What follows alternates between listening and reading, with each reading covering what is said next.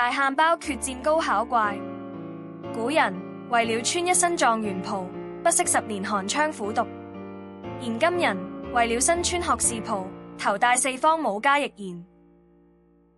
倘若同樣金榜落第的話，可謂同是天涯淪落人，我死我戰。尚餘3日就是高考放榜的大日子，我會在連續這3天寫上最後幾篇的愛作戰之高考歲月，現在心情當然緊張不已。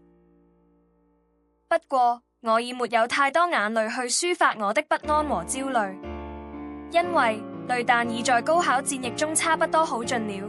在這2年來，我十分天真，以為可以利用淚彈發揮動人的眼淚，感動上蒼給我讀大學的機會。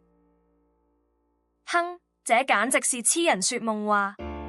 相反，他對我的淚彈甚感好奇，想盡辦法要令我的淚彈連珠炮發，淚如泉湧。因為他希望得到我的眼淚而儲起來，在炎炎夏日裏，讓他舒服地暢泳一番。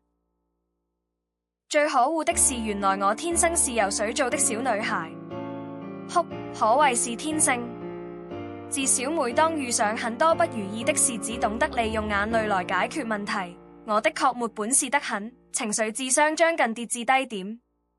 然而，我亦不得不讚賞自己我那堅強的一面，因為每當我哭過以後，最起碼我依然懂得拭去臉上的眼淚，繼續向高考作戰，誓不低頭。可能這真是我前世作業太深才得嘗苦果，命中注定要在艱苦的高考年歲月中歷盡三之切，九之難。高考放榜在即，自知與大學無緣，或許已成事實。那刻，我的眼淚必定再一次淚如決堤。但是我深深知道自己這樣完全惹不起半點人家可憐，我死我戰。